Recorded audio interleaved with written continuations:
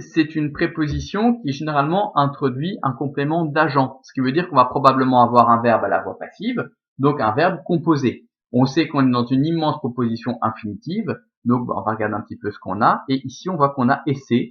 Esse, avec quoi peut-il aller? Vivum, moi, ou sublatum, c'est plutôt sublatum. Donc sublatum.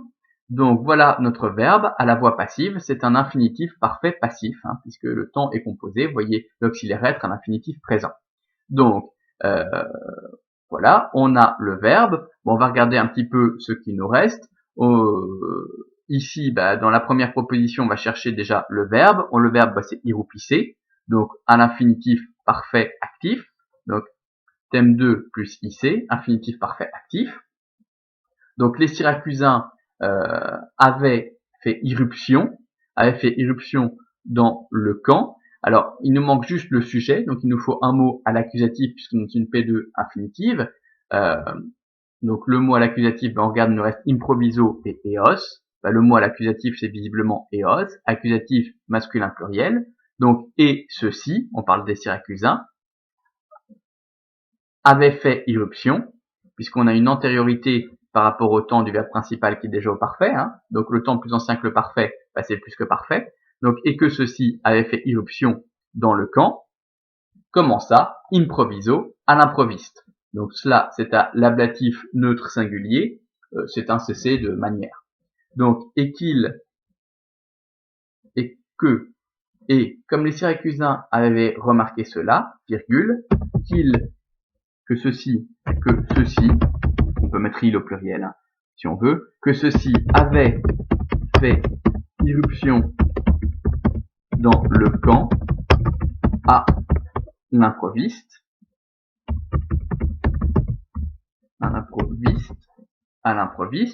et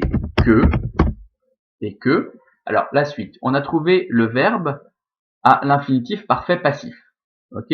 Donc, et qu'il, alors sublatum, on va aller voir dans le vocabulaire, c'est subféré en fait, je sais même pas s'il est dedans, je le vois pas.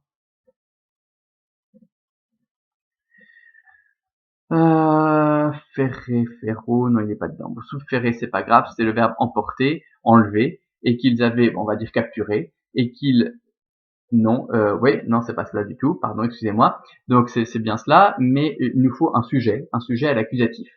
Donc on va chercher ce sujet à l'accusatif, et on a Amilcarem et Vivum. Ok. Donc ces deux mots sont tous les deux à l'accusatif masculin singulier, c'est le sujet de notre verbe. Et que Amilcar, vivant, avait été emporté par ceux-ci, ok, comme otage. Donc on peut dire aussi capturé, et que Amilcar, alors en français on va pas dire qu'Amilcar, oh, qu'est-ce que je fais, et que Amilcar vivant, on va pas dire ça, on va dire et qu'Amilcar avait été emporté, avait été capturé vivant par ceux-ci, ok, et que Amilcar avait été emporté, capturé, avait été capturé vivant par ceci, par eux. Ok?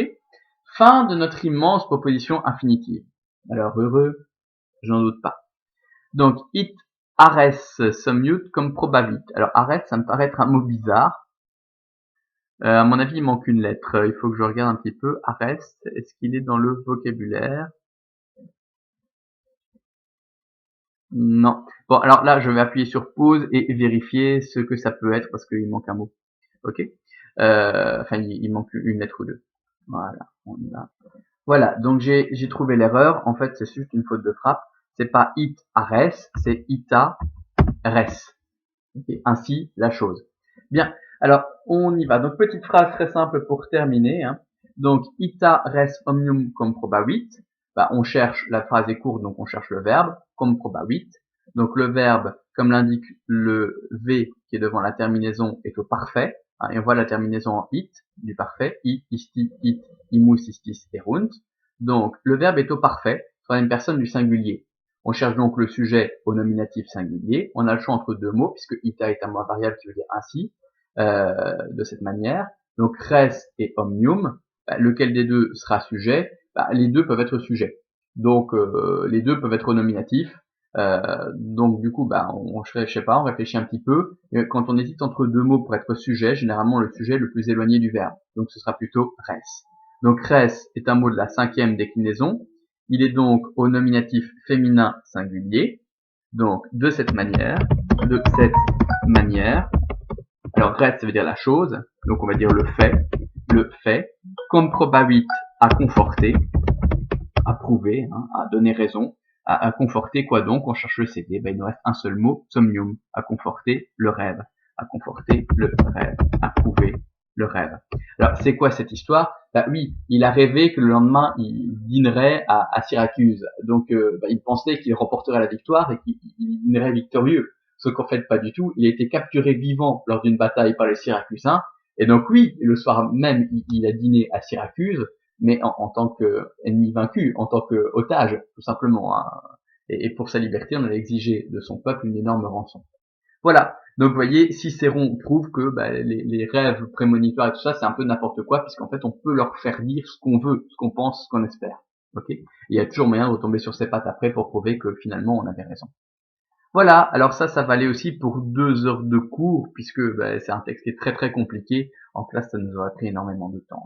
Voilà, et donc normalement, on se retrouve pour la fin du confinement. Donc moi, j'enregistre tout cela le 20 avril. Et aux dernières nouvelles, puisque c'est le 20 avril au matin, aux dernières nouvelles, on se retrouverait normalement le 4 mai. Donc pour la fin du confinement, mais peut-être que d'ici là, il y aura encore du changement. Bien, voilà, et donc au plaisir de vous retrouver. Merci.